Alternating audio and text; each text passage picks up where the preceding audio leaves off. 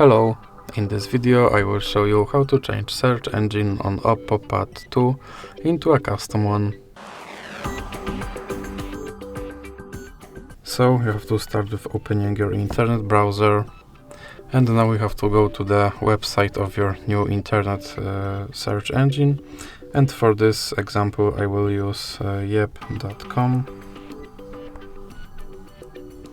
And now we have to use your search engine to search something.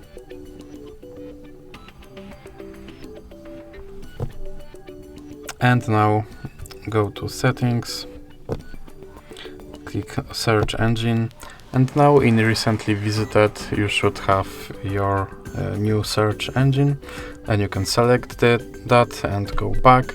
And as you can see, now my search engine is set to Yep. So that's it for this video. If you liked it, please remember to leave like and subscribe.